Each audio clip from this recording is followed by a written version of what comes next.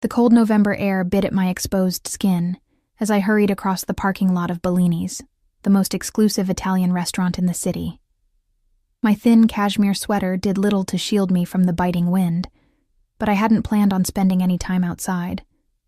Mark was supposed to pick me up at the entrance. Another broken promise in our increasingly fragile relationship.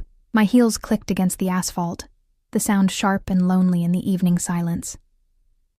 I clutched my small purse closer, feeling underdressed despite the hours I'd spent preparing for tonight. Mark had been insistent about this dinner, our engagement announcement to his business partners and friends. People who mattered, as he constantly reminded me. "You need to look perfect," he'd said that morning, his voice carrying that edge I'd grown to recognize. "These people aren't like your friends, Emma. They have standards." The memory made my stomach clench as I approached the restaurant's gleaming doors. I paused to check my reflection in the darkened window, wavy chestnut hair falling just past my shoulders. The emerald green dress that had cost 2 months of my teaching assistant's salary, the minimal makeup that Mark preferred. I looked acceptable, I hoped. Just once, I wanted him to look at me with pride instead of criticism. The maitre d' greeted me with a practiced smile. "May I help you, miss? I'm meeting Mark Hayward's party," I said, trying to project confidence I didn't feel. "I believe they're already here." His expression shifted slightly. Was that pity? "Of course. Right this way." The restaurant hummed with quiet conversation and the gentle clink of fine china. Crystal chandeliers cast a warm glow over tables draped in pristine white linen. The scent of garlic, butter, and expensive perfume hung in the air. This was Mark's world, not mine. I taught literature to uninterested freshmen while finishing my PhD. He closed million-dollar real estate deals before lunch. I spotted him at a large round table in the center of the room, surrounded by men in tailored suits and women dripping in jewelry I could never afford. Mark was laughing, his blonde hair perfectly styled, his posture radiating confidence. He didn't notice me until I was nearly at the table. "Emma, finally decided to join us?" His tone was light, but I caught the disapproval beneath it. I was 7 minutes late. "Everyone, this is my fiancé." Not "this is Emma," just my fiancé, like I was an accessory, not a person. Tight smiles greeted me as Mark pulled out my chair with exaggerated gallantry. "We've already ordered appetizers." "You're fine with that, right, sweetheart?" I nodded, aware of the eyes on me, assessing and judging. The woman across from me, Stephanie, I would later learn, wife of Mark's business partner, swept her gaze over me with the precision of a scanner. I felt every flaw magnified under her scrutiny. "So," she said, swirling her wine, "Mark tells us you work at the university." "Yes, I'm finishing my doctoral dissertation on early feminist literature while teaching undergraduate courses," I replied, trying to keep my voice steady. This was familiar territory. I could talk about my research confidently at least. Mark's hand squeezed my knee under the table. A warning. "How quaint," Stephanie remarked. "It must be nice to have such academic pursuits while Mark handles the practical aspects of your future." Before I could respond, Mark jumped in.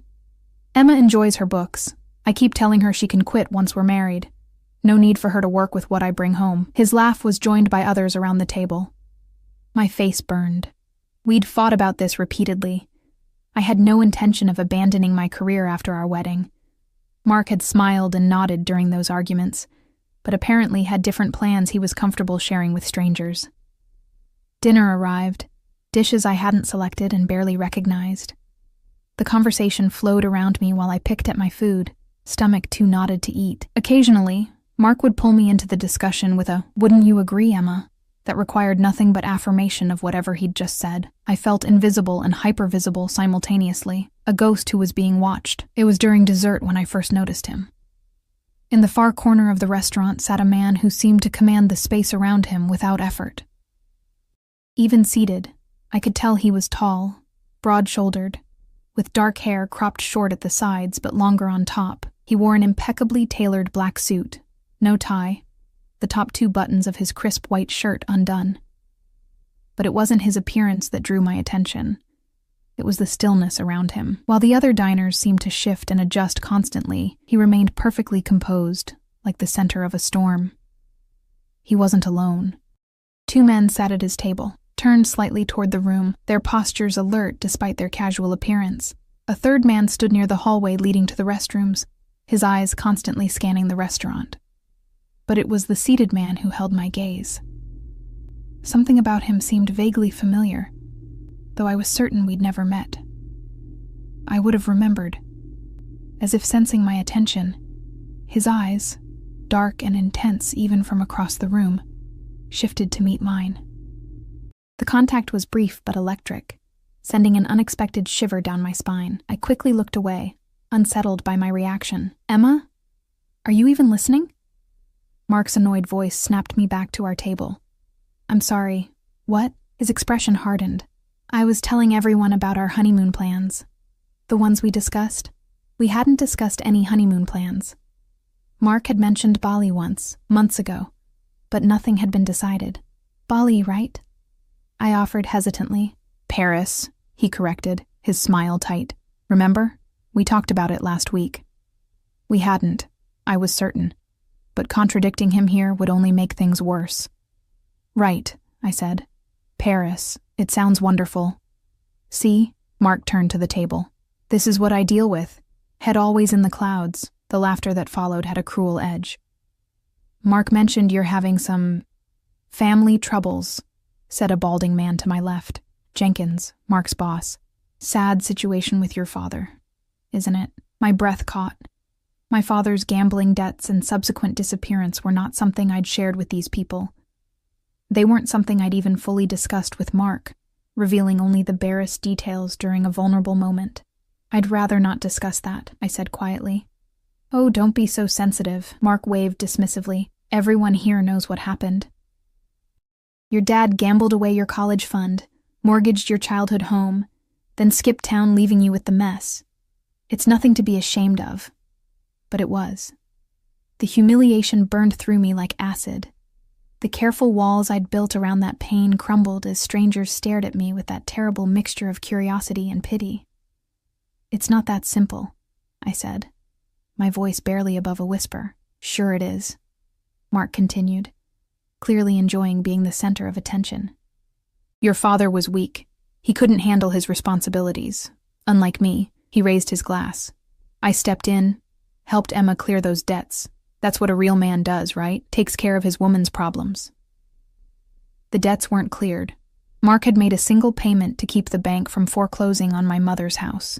A loan, not a gift, as he frequently reminded me. Something inside me cracked. "That's not what happened, Mark." The table fell silent. Mark's smile froze. "What did you say?" "You didn't clear any debts. You made one payment and have held it over my head ever since."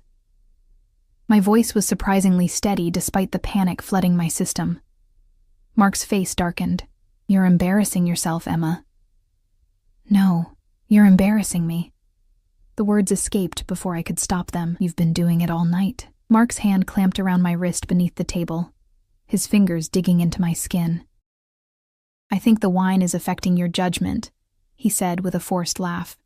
"Emma's not much of a drinker. I've had water all night," I countered, pulling my arm away. "You know that." "What I know," Mark's voice dropped dangerously, "is that you're making a scene." "I'm making a scene? You've been parading me around like some trophy, making decisions about our future without consulting me, and sharing personal information I trusted you with." The table had gone completely silent. Other diners were beginning to notice the tension. Mark leaned close, his breath hot against my ear. "Stop this. Now." But something had broken loose inside me. Months of swallowed words and suppressed feelings flooding out. "No," I said, loud enough for everyone to hear. "I'm done stopping. Done pretending. Done letting you dictate my life while treating me like I'm beneath you." Mark's face contorted with rage. He grabbed my arm again, harder this time. "You ungrateful bitch," he hissed. "After everything I've done for you? Who do you think you are? Let go of me." I tried to pull away, but his grip tightened. "I pulled you out of nothing," he continued, voice rising. "You were drowning in debt, living in that pathetic apartment, wearing clothes from discount stores. I gave you a future. And this is how you repay me?" Each word was a slap. The restaurant had gone completely quiet now, all eyes on our table. The humiliation was complete, burning through me like wildfire. "Everyone can see what you really are now," Mark said, standing up. "The daughter of a criminal, white trash in a designer dress I paid for." Tears blurred my vision as I stumbled to my feet, knocking over my water glass. The liquid spread across the white tablecloth like spilled secrets. "I want to leave," I whispered. "Go ahead," Mark sneered. "Go back to your sad little life. See how far you get without me." I turned to flee, dignity in tatters, when a deep voice cut through the silence like a blade through silk.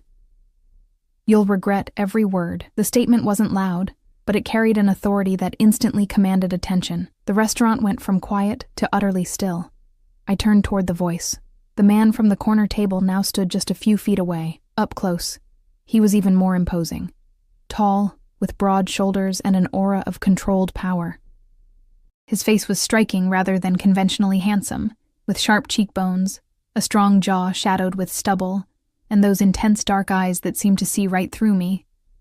But what struck me most was his expression.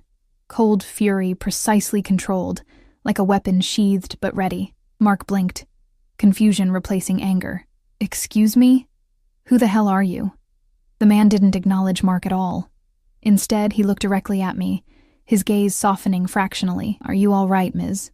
Foster?" He knew my name. How did he know my name? Before I could respond, Mark stepped between us. "This is a private conversation. Mind your own business." The man's focus shifted to Mark, and I watched the color drain from my fiancé's face.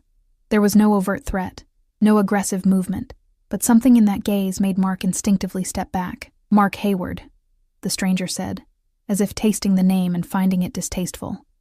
"Real estate developer. Heavily leveraged on the Riverside project. Behind schedule and over budget." He tilted his head slightly. "How interesting." Mark's expression shifted from confusion to alarm. "Who are you?" "Someone who doesn't appreciate watching a man humiliate a woman in public." His voice remained even, almost conversational. "Especially not this woman." One of the men who had been sitting at his table now stood nearby, watchful and ready. The atmosphere in the restaurant had changed, charged with an electric tension I didn't understand. "Whatever your problem is," Mark began.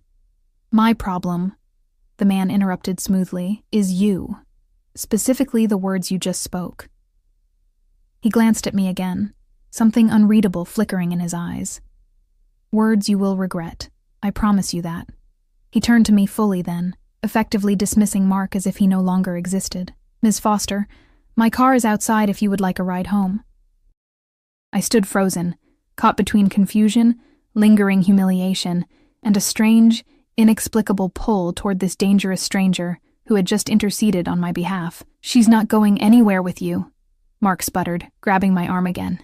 "She's my fiancé." The man's gaze dropped to Mark's hand on my arm. When he looked up, his expression made my blood run cold. "Remove your hand," he said quietly, "or lose it." Mark let go as if burned. The stranger extended his hand to me, not grabbing, just offering. "Your choice, Emma." My name in his mouth sounded different somehow. Not a possession, not a criticism, just my name. I knew I should be afraid. Everything about this man screamed danger. But in that moment, standing in the wreckage of my engagement, my dignity in tatters, the only thing I feared was staying. I took his hand. His fingers closed around mine, warm and secure. Without another word, he guided me through the silent restaurant, his associates flanking us like an honor guard. As we reached the door, I heard Mark's voice, thin and strained. "Emma, don't be stupid. You don't even know who he is."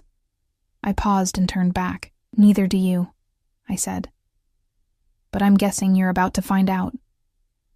Only when the cool night air hit my face did I realize what I had done. I had just left my fiancé, my security, my stability, to go with a complete stranger. A dangerous stranger. Yet as he led me to a sleek black car waiting at the curb, I couldn't bring myself to regret it. "I'm Alexander Volkov," he said, as the driver opened the door for me. "And it seems we have much to discuss, Emma Foster." The interior of the car enveloped me in quiet luxury, soft leather seats, the subtle scent of expensive cologne. and a hushed silence that felt worlds away from the humiliation I'd just endured. One of Alexander's men closed the door behind me, then took his place in the front passenger seat. The driver, a broad-shouldered man with close-cropped hair, said nothing as he pulled away from the curb. Alexander sat beside me, keeping a respectful distance. In the dim light of the car, his features seemed even more striking. The sharp angle of his jaw, the intensity in his dark eyes. He wasn't classically handsome like Mark, with his golden boy good looks. Instead, Alexander possessed a magnetic presence that made it difficult to look away. "Are you hurt?" he asked, his voice low and controlled. I shook my head, though my wrist still throbbed where Mark had gripped it. "I'm fine." The words sounded hollow even to my own ears. Alexander's gaze flicked to my wrist, where red marks were already forming. His expression hardened for a moment before he reached into a compartment and produced a silver flask. "Drink," he said, offering it to me. I hesitated. "I don't know you." A ghost of a smile touched his lips. "Yet you got into my car." He had a point. I accepted the flask and took a small sip, expecting vodka. Instead, I tasted excellent brandy, warm and smooth as it traveled down my throat. "Thank you," I said, handing it back. "For the drink, and for intervening back there." Alexander nodded once, pocketing the flask. "No man should speak to a woman that way. Especially not to you." There it was again. That peculiar emphasis, as if I held some significance to him that I couldn't understand. A shiver ran down my spine that had nothing to do with the temperature. "How do you know my name?" I asked. The brandy had given me a small measure of courage. He studied me for a long moment. "Your father worked for me." The simple statement hit me like a physical blow. My father, who had disappeared 18 months ago, leaving behind a mountain of debt and unanswered questions. The father whose gambling problems had spiraled out of control, who had mortgaged our family home without my mother's knowledge, who had vanished without a trace. "My father worked for you," I repeated slowly. "And what exactly is it that you do, Mr. Volkov?" "Alexander," he corrected. "And I have interests in many businesses: construction, import, export, real estate." He said the last with a slight edge. "Your father handled certain financial arrangements." The pieces were beginning to fall into place, drawing a picture I wasn't sure I wanted to see clearly. The mysterious men, the air of danger, the way the restaurant had gone silent when he spoke. "You're not just a businessman," I said carefully. His dark eyes held mine. "No." The car glided through the city streets, taking turns I wasn't tracking. I should have been terrified. Instead, I felt strangely calm, as if I were watching myself from a distance. "Where are we going?" I asked. "My home," Alexander replied. "It's secure. We can talk freely there." "I should go to my apartment," I protested weakly. "The apartment you share with Hayward? Is that what you want?" There was no judgment in his tone, only a question. I hadn't even considered that. My living situation with Mark. In the span of 20 minutes, my entire life had unraveled. I had no plan. Nowhere to go that wasn't connected to the man who had just humiliated me in front of a room full of strangers. "No," I admitted, "but I can't just go home with you. I don't know you." "You know enough," Alexander said simply. "You know I won't harm you. You know I have information about your father. And you know you have nowhere else to go tonight." The brutal truth of his words silenced me. I turned to look out the window, watching as the glittering downtown buildings gave way to elegant residential neighborhoods, then to a secluded area of sprawling estates set back from the road. The car eventually turned onto a private drive flanked by iron gates that opened as we approached. Security cameras tracked our progress up a winding road lined with perfectly manicured trees. The house that came into view wasn't what I expected. Not some gaudy mansion, but a modern stone and glass structure that seemed to emerge organically from the wooded landscape. More men in dark suits appeared as we pulled up to the entrance.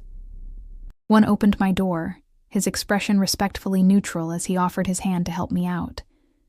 Alexander was beside me in an instant, his presence solid and reassuring in a way I didn't want to examine too closely. "Come," he said, his hand resting lightly at the small of my back as he guided me toward the entrance. The interior of the house was a study in restrained luxury. Open spaces, clean lines, and carefully chosen art pieces that spoke of genuine appreciation rather than ostentatious display. It was nothing like Mark's aggressively modern apartment, with its uncomfortable showpiece furniture and sterile white walls. "You're shaking," Alexander observed. I hadn't noticed, but he was right. The adrenaline that had carried me through the confrontation at the restaurant was fading, leaving me trembling in its wake. "It's been a difficult evening," I said, struggling to maintain my composure. Alexander nodded to one of his men, who disappeared down a hallway. "Sit," he said, gesturing to a living area with a fireplace already lit against the November chill. I sank onto a sofa, suddenly aware of how exhausted I felt. Alexander remained standing, watching me with that intense gaze that seemed to see more than I wanted to reveal. "You said my father worked for you," I said, needing to break the silence. "Past tense. Is he—" I couldn't finish the question. "Dead?" Alexander supplied. "No, at least not to my knowledge." Relief flooded through me, followed immediately by renewed anger. If my father was alive, why hadn't he contacted us? Why leave my mother and me to deal with the financial disaster he'd created? The man who had left earlier returned, carrying a tray with a teapot and cups. Alexander thanked him in what sounded like Russian, then dismissed him with a nod. "Tea," Alexander said, pouring a cup and adding a spoonful of honey before handing it to me. "My mother's remedy for shock." I accepted it gratefully, the warmth of the cup steadying my hands. "You haven't answered my question. What exactly did my father do for you?" Alexander poured his own cup before sitting in an armchair across from me. "Thomas Foster worked as an accountant for several of my businesses. He was good at creating creative financial solutions." His mouth twisted slightly, until he wasn't. "He stole from you," I stated. It wasn't a question. "Yes." The simple confirmation felt like a door closing on the last of my childhood illusions. I'd suspected, of course. The sudden influx of money, the expensive gifts, the casino trips. All signs I'd willfully ignored until it was too late. "How much?" I asked. $3 million. I nearly choked on my tea. 3. That's impossible. We never had that kind of money. The house, the debts he left behind. He lost most of it gambling, Alexander said. What he stole, what he borrowed against your family home, all of it went to cover his losses. He was not well, Emma. The compassion in his voice was unexpected. This dangerous man, who had just threatened my fiancé and who clearly operated outside the law, spoke of my father's addiction with more understanding than Mark ever had. "Why are you telling me this now?" I asked. "Why approach me after all this time?" Alexander set his cup down, his movements deliberate. "I've been watching over you since your father disappeared." A chill ran through me. "Watching me?" "Protecting you," he corrected. "Making sure you were safe, that Hayward didn't—" He paused, seeming to choose his words carefully. "That he treated you well. Why would you do that?"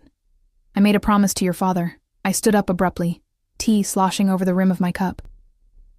"A promise? To the man who stole from you, who abandoned his family?" Anger burned through my veins, hot and clarifying. "Don't pretend this is about honor or protection." "What do you really want from me?" Alexander remained seated, unruffled by my outburst. "Sit down, Emma." "No, I want answers. Real ones," he sighed. "Your father came to me before he left, confessed everything, begged for forgiveness, for time to make it right." His expression darkened. He knew the penalty for stealing from me. The implication hung in the air between us. My father hadn't just disappeared. He'd fled. "So you let him go?" I asked incredulously. "On one condition," Alexander said. "That he never contact you or your mother again. That he leave you both free of his complications. You took my father from us." My voice shook with fury. "You made him disappear. I gave him his life," Alexander countered, rising to his feet. Though he didn't move toward me, his presence seemed to fill the room. "He took everything from you, Emma. Your security, your future, your mother's health." The mention of my mother pierced through my anger. She had never recovered from my father's betrayal.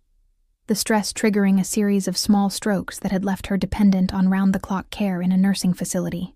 I offered him a choice, Alexander continued.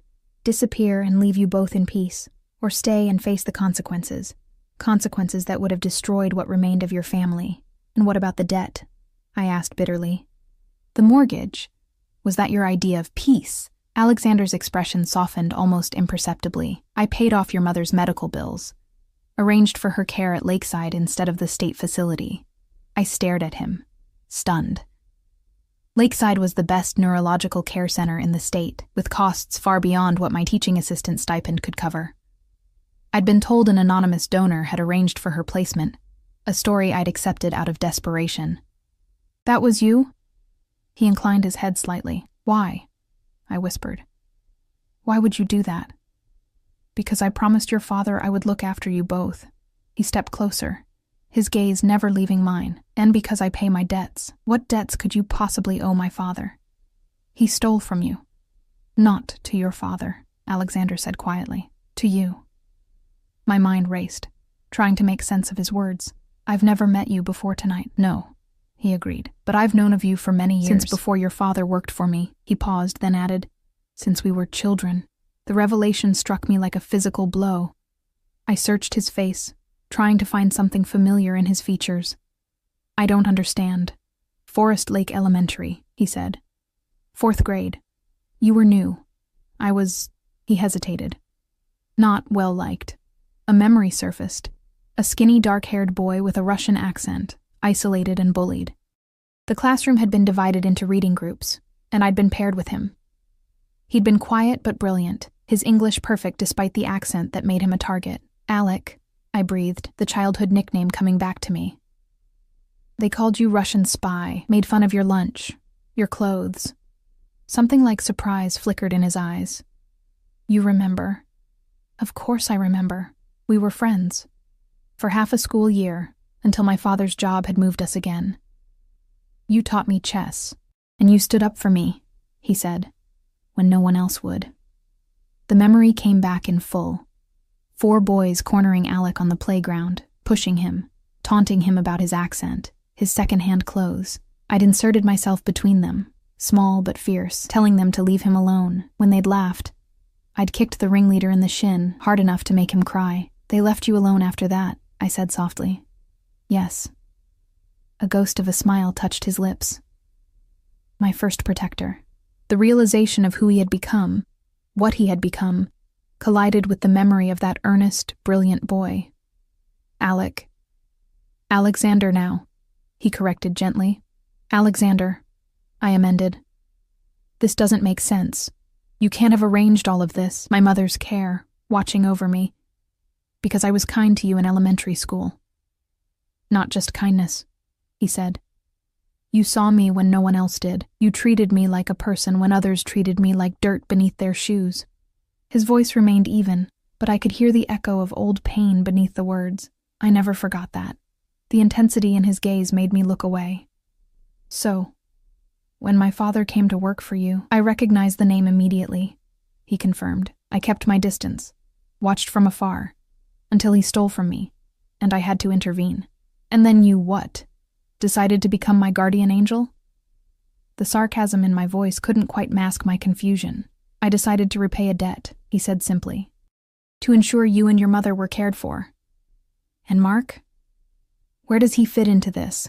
Alexander's expression hardened. Hayward approached you shortly after your father disappeared, when your financial situation was at its worst. I nodded slowly. He came into the campus coffee shop where I was working, asked me out. He seemed convenient, Alexander supplied. The word stung with its accuracy. Mark had appeared when I was at my lowest, drowning in debt, working 2 jobs while trying to finish my dissertation, worried sick about my mother. He had seemed like a miracle, with his stability and confidence and promises of security. Did you arrange that too? I asked, a new suspicion forming. Did you send Mark to take care of me? No. The word came out sharp, almost angry. Hayward approached you on his own. I had him investigated afterward. His interest seemed genuine if... Calculating. Calculating, I repeated hollowly. Yes, that sounds like Mark. Looking back, I could see how carefully he'd cultivated our relationship, how strategically he'd positioned himself as my savior. When he proposed, Alexander continued, I had to make a choice. Interfere, or let you make your own decision. You chose not to interfere. There was more accusation in my tone than I intended. You seemed content, he said, though something in his expression suggested he'd wanted to use a different word. It wasn't my place to disrupt your life, until tonight, I pointed out. What changed? Alexander was silent for a long moment. I was having dinner with associates. I didn't expect to see you there. When I heard how he spoke to you, the muscle in his jaw tightened. No man speaks to what's mine that way. The possessive statement should have alarmed me. Instead, it sent a shiver of something else entirely down my spine. I'm not yours. No, he agreed, stepping closer. But you are under my protection. You have been since your father left. We stood facing each other, close enough that I could feel the heat radiating from his body, smell the subtle cologne that clung to his skin. In his eyes, I saw something dangerous and alluring, a hunger carefully controlled. What happens now? I asked, my voice barely above a whisper. Now, he said, you rest. Tomorrow, we discuss your future. My future, I echoed. You seem very invested in something that isn't yours to control. I have no interest in controlling you, Emma. His voice had dropped, becoming both softer and somehow more intense. Only in ensuring you have the freedom to make your own choices, real choices, not desperate compromises. The word struck closer to home than I wanted to admit. Wasn't that exactly what my engagement to Mark had been? A desperate compromise, trading my independence for security? I need to go home, I said, though the thought of returning to the apartment I shared with Mark filled me with dread. To pack your things, yes, Alexander agreed. I'll have someone accompany you tomorrow. That's not, I began. Hayward will be there, he interrupted. After tonight, do you really want to face him alone? He had a point. The thought of confronting Mark after what had happened made my stomach turn. Still, I couldn't just accept this man's help without understanding what it would cost me. Why are you doing this? I asked again. The real reason. Not some childhood debt or promise to my father. Alexander reached out slowly, giving me time to pull away. When I didn't, his fingers gently traced the line of my cheek, the touch so light it was barely there. Because from the moment I saw you stand up to those boys on the playground, he said softly, I knew you were meant for more than being some man's possession. You deserve to be treasured, Emma. Protected, valued for your mind and your courage, not just your beauty. His hand fell away, leaving my skin tingling where he'd touched me. I want to give you the chance to become who you were meant to be, without fear, without compromise. The sincerity in his voice was disarming. Here was a man who dealt in violence and operated outside the law, speaking of protection and freedom with such conviction. And what do you get out of this arrangement? I asked. Something flickered in his eyes, desire perhaps quickly controlled. The satisfaction of repaying an old debt. Nothing more.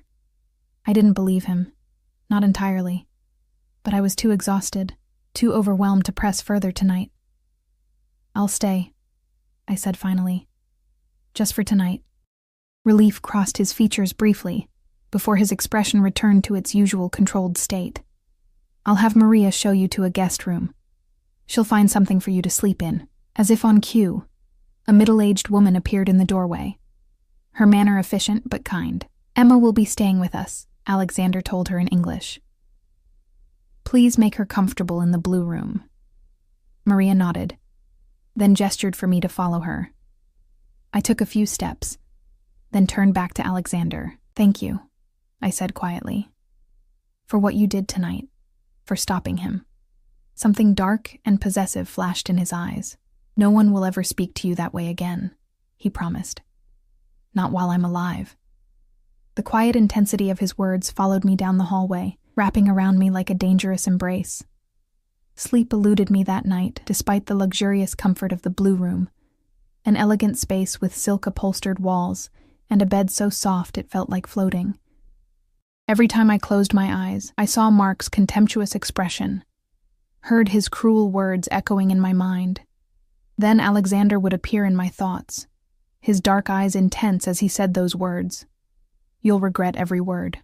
I woke early, disoriented in the unfamiliar surroundings.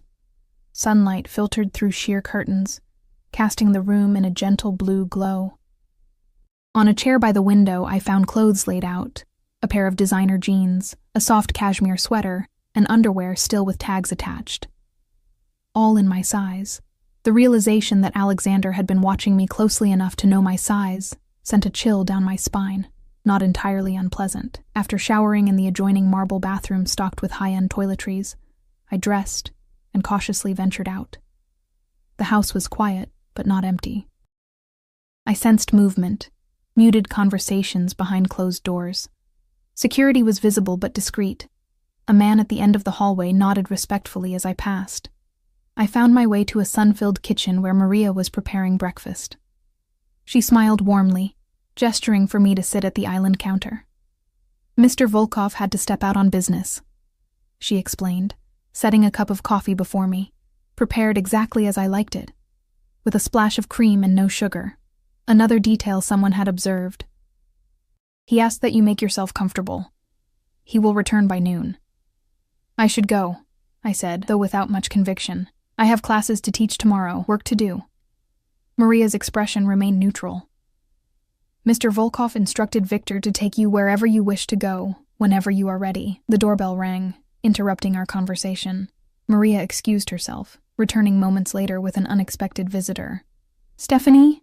I blurted, recognizing the elegant blonde from dinner the previous night, Mark's business partner's wife. She looked different in daylight, less intimidating, somehow more human. Her expression was tense, worried. "Emma," she said, stepping forward. "Thank God you're all right." "Why wouldn't I be?"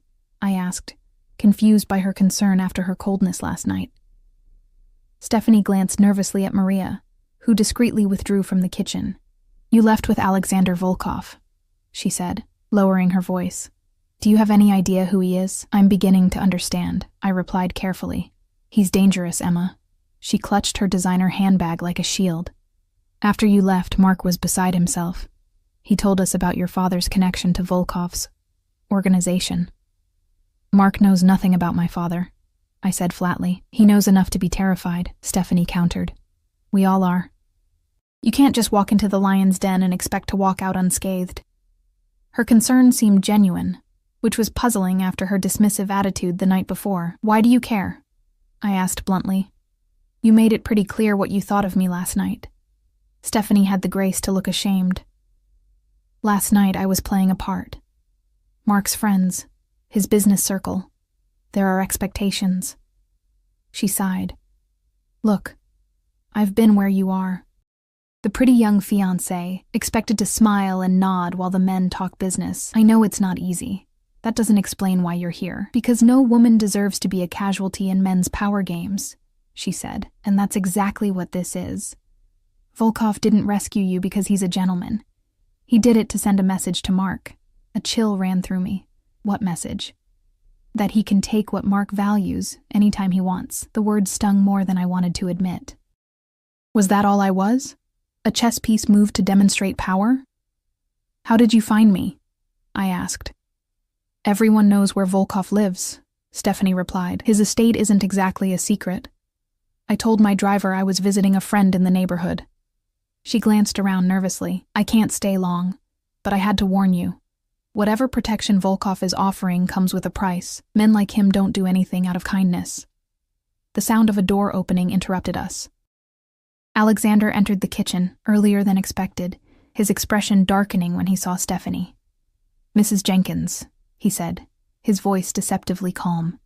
"An unexpected pleasure." Stephanie paled visibly, but lifted her chin.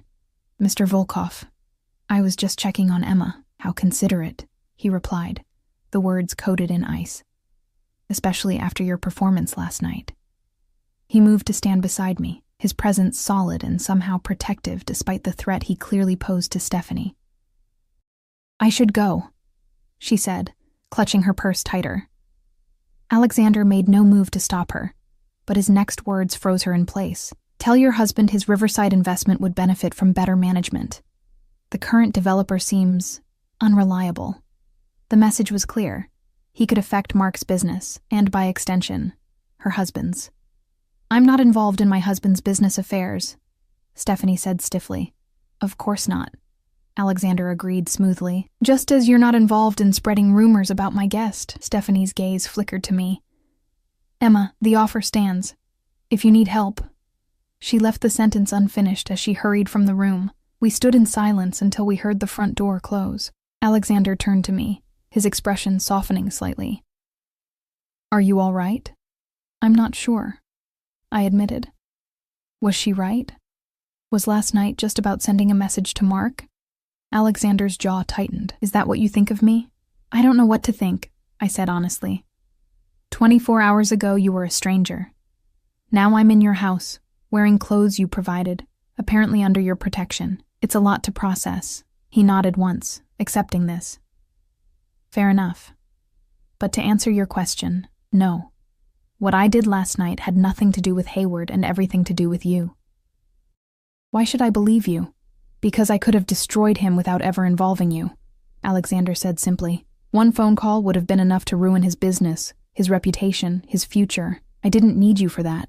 The statement was delivered without boasting, just a straightforward assessment of his power, and somehow, I believed him. She said, you're dangerous, I said quietly. I am, he acknowledged without hesitation, to my enemies. Never to you. His dark eyes held mine, and I found myself wanting to believe him despite everything. There was something compelling about his directness, his refusal to pretend to be anything other than what he was.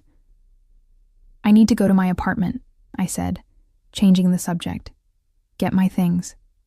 Victor will take you, Alexander replied, and Joseph will accompany you inside. I don't need a bodyguard. It's not negotiable, Emma. His tone brooked no argument. Hayward is humiliated and angry. I won't risk your safety. Part of me wanted to protest, to assert my independence, but another part, the part that had endured Mark's subtle put-downs and controlling behavior for months, was strangely comforted by Alexander's protective stance. Fine, I conceded. But after that, we need to talk. About my father. About what happens next. Of course, he agreed. When you return. 2 hours later, I stood in the apartment I'd shared with Mark, methodically packing my belongings under Joseph's watchful eye. Mark wasn't there. Whether by coincidence or design, I didn't know. The space felt foreign now, as if the events of the previous night had severed whatever connection I'd had to this place. As I gathered my books, clothes, and the few personal items that were truly mine, I realized how little of myself existed in this sleek, impersonal apartment. Mark had chosen everything, the furniture, the art, even most of my wardrobe. I'd allowed myself to be molded into what he wanted, so gradually I barely noticed it happening. Joseph helped me carry my bags to the waiting car. As Victor pulled away from the curb, I felt a weight lift from my shoulders, the unburdening of a life that had never really been mine. Back at Alexander's estate, I found him in his study, a wood-paneled room lined with books. Real books, not the color-coordinated decorative volumes Mark had installed for atmosphere. Alexander stood when I entered, gesturing for me to sit in one of 2 leather chairs positioned near a window overlooking manicured gardens. You got your things, he observed. Yes. I settled into the chair, noting how the sunlight warmed the space, making it less intimidating than it might otherwise have been. Mark wasn't there. I know. Of course he did. Are you having him watched? I'm having you protected, Alexander corrected. There's a difference. I decided to let that go for now. You promised we would talk.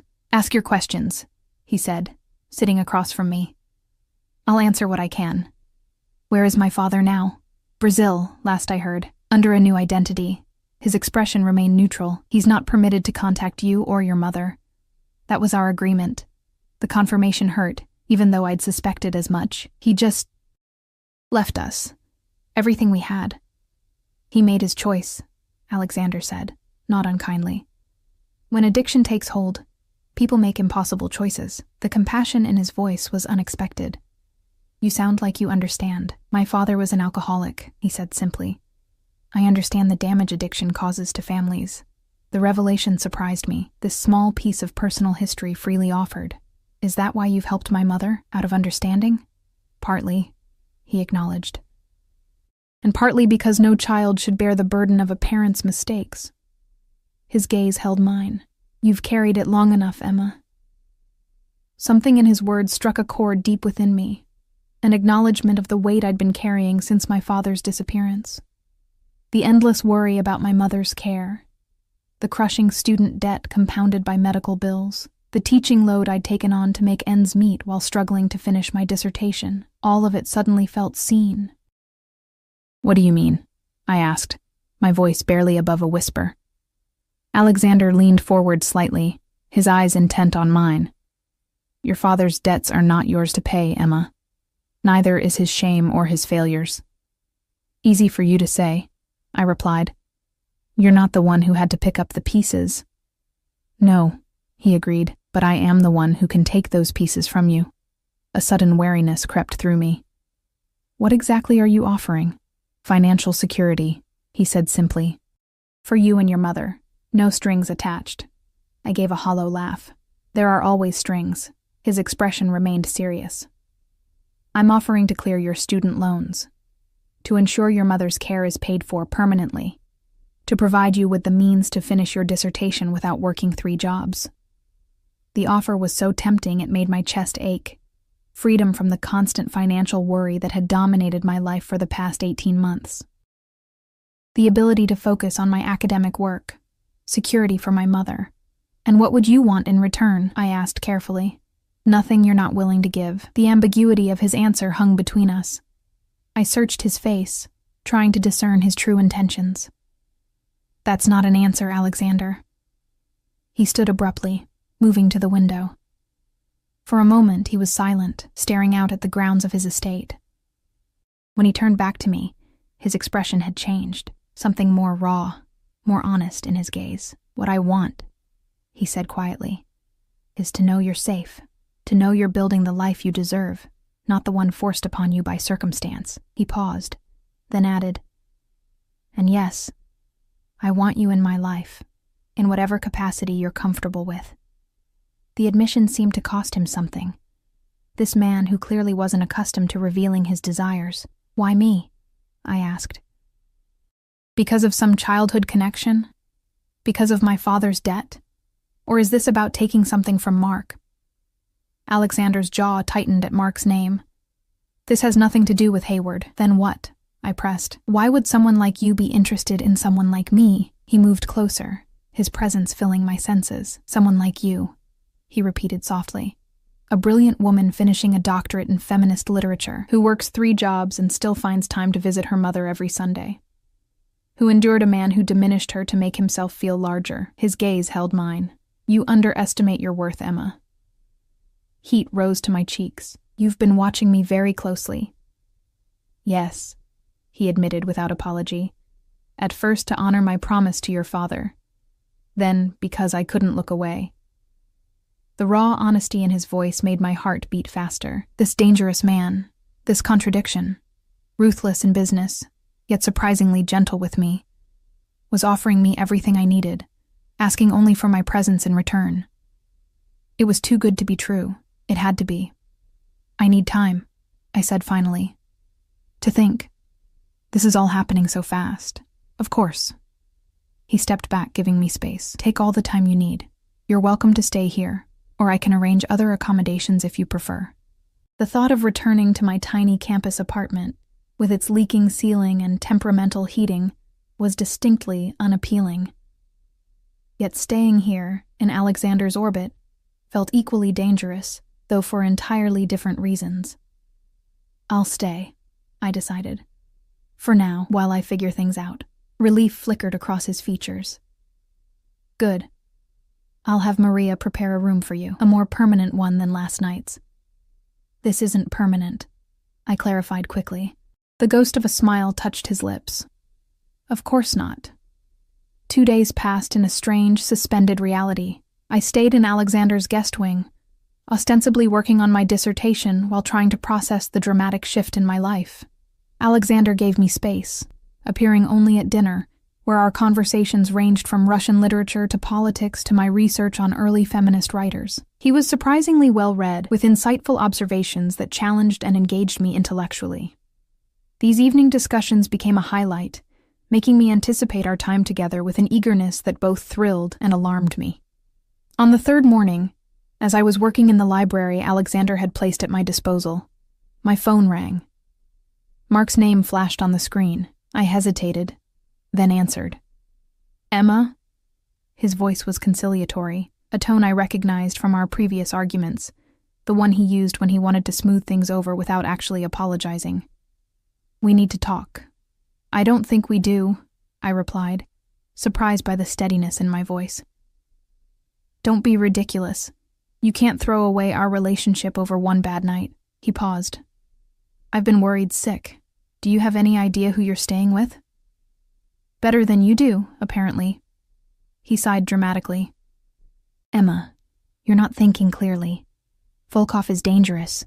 Whatever he's told you, this isn't about Alexander," I interrupted.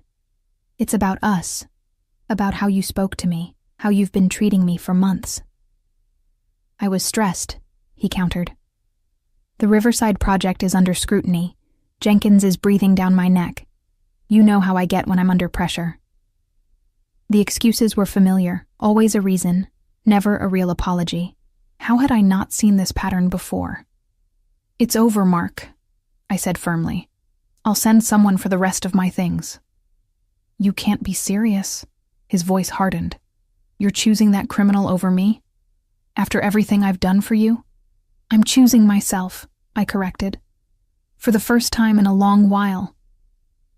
"He's using you to get to me," Mark hissed. "You think it's coincidence he showed up at that restaurant? That he knew your name, your connection to me?" A seed of doubt tried to take root, but I pushed it away. "Goodbye, Mark." "You'll regret this," he warned. "When he's done with you, don't come crawling back." I ended the call, my hand trembling slightly. For all his faults, Mark had been a constant in my life during a time of chaos. Walking away completely was harder than I'd anticipated. I didn't hear Alexander enter, only becoming aware of his presence when he spoke. "Are you all right?" His voice was soft, careful. I turned to find him standing in the doorway, his expression unreadable. "How long have you been there?" "Long enough," he admitted. I didn't mean to eavesdrop, but he had. Of course he had. This was a man accustomed to knowing everything that happened under his roof. Was he right? I asked suddenly. "Did you orchestrate our meeting at the restaurant? Was it all some plan to get to him?" Alexander's expression darkened. "No, as I told you, I was there on business. Seeing you with him was unexpected, but not unwelcome," I observed. "No," he agreed, "not unwelcome." He moved into the room, stopping a respectful distance from where I sat. "For what it's worth, I think you made the right decision, because now I'm free to accept your offer." I couldn't keep the edge from my voice.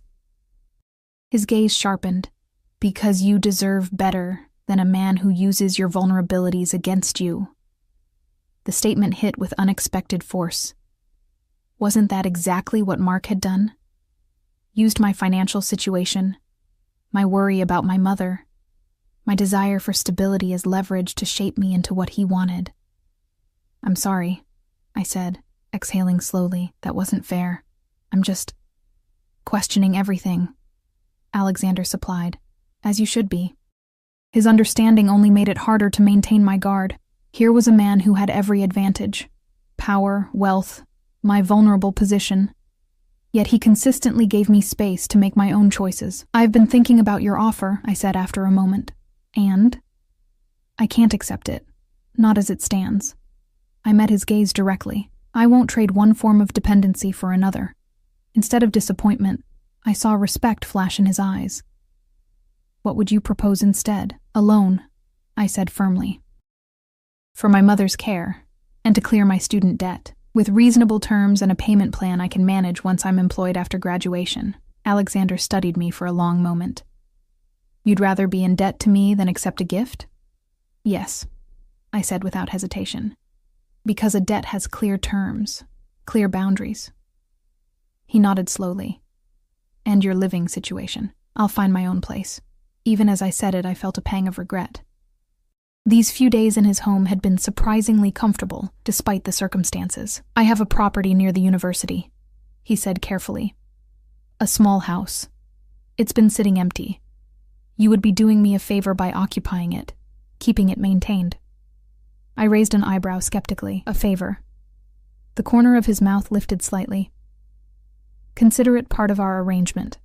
Reduced rent in exchange for property management. It was a transparent excuse to continue providing for me while allowing me to maintain my independence. I should have refused outright. Instead, I found myself considering it. I'd need to see it first, I said cautiously. Of course. That hint of a smile again. We can go this afternoon if you'd like. As we stood there, something shifted between us, an acknowledgement that whatever was happening wasn't temporary. Whether as business associates, friends, or something else entirely, our lives were now intertwined. Alexander, I said quietly, I need to know what you're really offering. Beyond the financial help, beyond the house. What do you want from me? His expression grew serious. Time, he said simply. The chance to know you, to let you know me, the real me. Not just what people say about me, and if that's all I can give, then that's what I'll accept. But something in his eyes told me he hoped for more. So did I, if I was being honest with myself. Despite every rational argument against it, I was drawn to him in ways I couldn't fully explain. His quiet strength, his unexpected gentleness, the intensity with which he focused on me when we spoke. This afternoon, then, I agreed. I'll see the house. He nodded once, then turned to leave. At the doorway, he paused. Emma? Yes? For what it's worth, I've never regretted a single moment since you took my hand that night. Before I could respond, he was gone, leaving me with a warmth spreading through my chest that had nothing to do with the sunlight streaming through the library windows. The house was nothing like I expected. Located on a quiet, tree-lined street just 15 minutes from campus, it was a charming craftsman with a deep front porch and windows that caught the afternoon light. Inside, original hardwood floors and built-in bookshelves gave the space character, while modern updates made it comfortable. This is small? I asked, as Alexander led me through the open-concept living and dining area. The space was easily twice the size of my campus apartment, comparatively, he replied, a hint of amusement in his voice. The house was fully furnished in a style that somehow perfectly matched my taste. Comfortable, but elegant, with plenty of reading nooks and workspace for my research. In the master bedroom, a large desk was positioned before windows overlooking a private backyard garden. It was the perfect writing spot. The previous tenant was a professor, Alexander explained, noting my interest in the desk. He left some of the furniture when he relocated. I ran my fingers over the smooth wood surface, wondering if that was true, or if Alexander had furnished this place specifically for me. Given what I now knew of him, either seemed possible. It's lovely, I admitted, but I can't afford the rent on a house like this, even reduced. $500 a month, he said.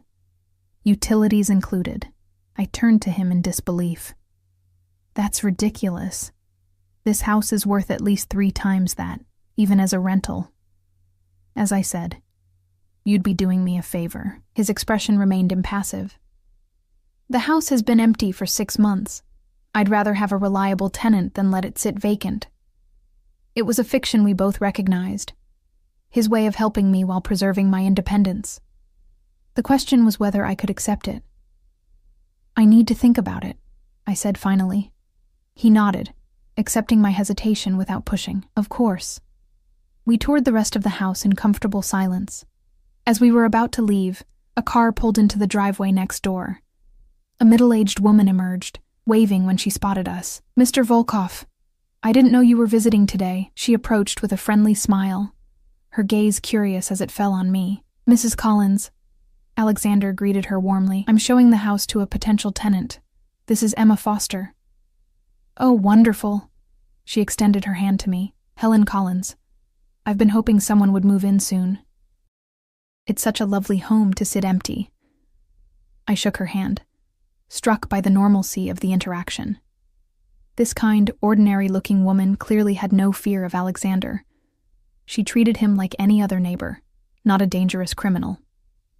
"Do you work at the university?" she asked me. "Most of the renters around here are faculty or grad students."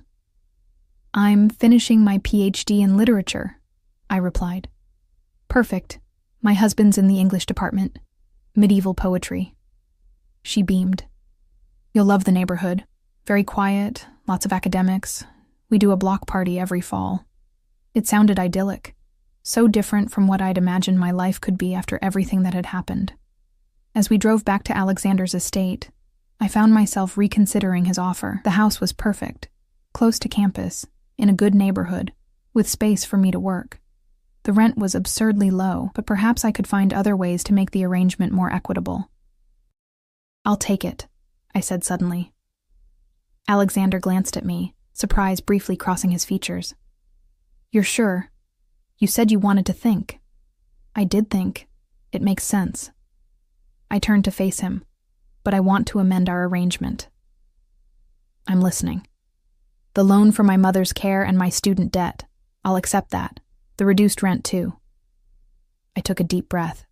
"But I want to do something in return. Something real. Not a fiction about property management." His hands tightened slightly on the steering wheel. "What do you have in mind?" "You said you have legitimate businesses. I could work for one of them. Part-time, around my teaching and research schedule." Alexander was quiet for a long moment. "You want to work for me? Is that so strange?" "Yes," he said bluntly. "Most people in your position would take what was offered without question. I'm not most people." A small smile touched his lips. "No, you're not." He considered for a moment. "I have a foundation that provides scholarships for immigrant students. It could use someone with your background in education." "A foundation?" I couldn't hide my surprise. "For scholarships. Not all my work falls outside the law, Emma." There was no defensiveness in his tone, just simple fact. "Some of my businesses are entirely legitimate." I studied his profile as he drove, seeing again glimpses of the boy I'd briefly known. Serious, intelligent, determined to make his way in a world that hadn't been kind to him. "I'd like to see it," I said. "The foundation, before I decide." He nodded. "I'll arrange it." 2 weeks later, I was settled into the Craftsman House, my dissertation progressing better than it had in months. True to his word, Alexander had arranged for me to visit his foundation, a well-established organization that had helped hundreds of first-generation students access higher education. I'd started working there 3 days a week, reviewing applications and developing new outreach programs. My mother's care was secured, my student loans paid off, and I had a clear repayment plan that would begin after graduation. For the first time in nearly 2 years, I could breathe without the weight of financial anxiety crushing my chest. Alexander and I had fallen into a new rhythm. He respected my need for independence, never appearing at the house unannounced, though I knew his men still watched from a distance, ensuring my safety. We had dinner once a week, sometimes at his home, sometimes at small, out-of-the-way restaurants where he was treated with quiet deference but not fear. I was learning there were many sides to Alexander Volkov, the ruthless businessman, yes, but also the thoughtful reader, the generous philanthropist, the man who remembered every detail of our conversations and challenged me intellectually like no one else ever had. It was during one of these dinners, at a small French bistro with a private back room, that everything changed. "Your dissertation defense is next month," Alexander said as we finished our meal, a glass of excellent Bordeaux between us. "How do you feel about it?" "Nervous," I admitted, "but prepared. My committee seems impressed with the direction I've taken." "They should be," he said simply. "Your analysis of power dynamics in early feminist texts is compelling." He'd read my work, all of it, offering insights that had strengthened my arguments considerably. Another surprise from a man I'd initially feared. "I've been thinking about what comes next," I said, watching him carefully. "After graduation, the university has offered you a visiting professorship." It wasn't a question. Of course he knew. "Yes, it's a good position, but temporary." I took a sip of wine. "I've also received an offer from Eastridge College. Tenure track." His expression remained neutral, though I caught a flicker of something in his eyes. Eastridge is an excellent school, 4 hours away, 3.5, with good traffic. You're considering it, he stated. It's a better position than the university can offer. I set down my glass. Would that be a problem? The question hung between us, laden with all the unspoken complexities of our relationship. We weren't lovers, not yet. Though the attraction between us had grown steadily over the weeks, we weren't exactly friends either.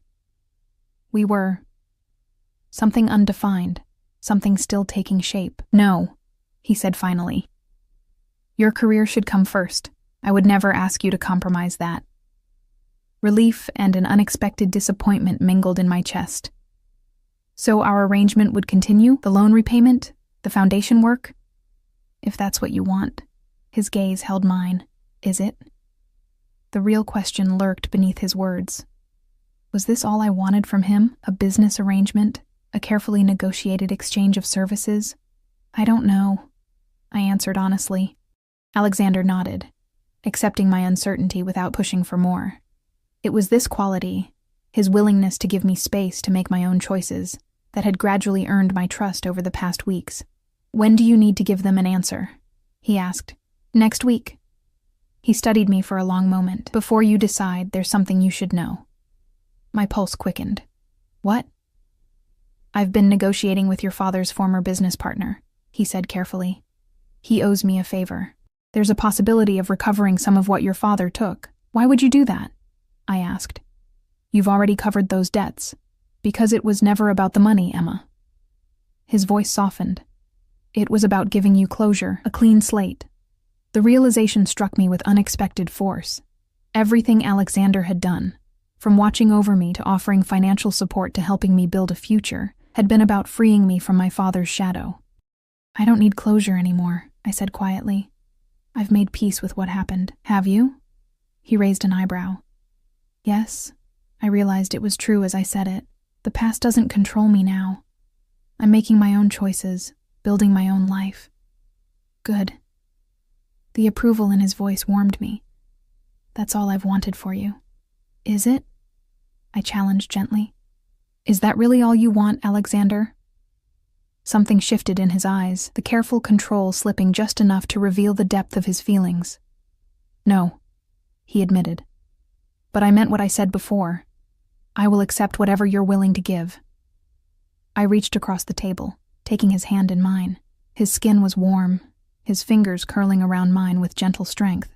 I'm not taking the Eastridge position, I said. Surprise flickered across his face. Emma, you don't need to— This isn't about you, I interrupted. Not entirely. The university has countered with a better offer. Still visiting, but with the possibility of tenure review in 2 years. Relief crossed his features briefly before he schooled his expression. That's excellent news. Congratulations. Thank you. I kept hold of his hand, but it is a little about you, too. His eyes met mine, questioning. I'm not ready to leave, I said simply. What we have, whatever it is, I want to see where it goes. Alexander lifted our joined hands, pressing a gentle kiss to my knuckles. The touch sent warmth spiraling through me. I've wanted you since the moment I saw you again, he confessed, his voice low and intense, but I needed you to find your strength first, to stand on your own. And now? I asked softly. Now, he said. I want to stand beside you, not as your savior or your protector, as your equal. In his eyes, I saw the truth of his words, respect, desire, and something deeper, something that made my heart race with possibility. I think I'd like that, I whispered. His smile, a real one, rare and transformative, lit his entire face. Then we have a new arrangement. No more arrangements, I corrected. No more transactions or negotiations. Just us, figuring this out together. Just us, he agreed, his thumb tracing circles on my palm, and all the time in the world. As we sat there, hands linked across the table, I realized something profound. In trying to escape one man's control, I hadn't fallen under another's. Instead, I'd found my own power, and a man who valued me for precisely that strength. Whatever came next, Whatever challenges we would face, I would meet them on my own terms. And for the first time in my life, that felt exactly right.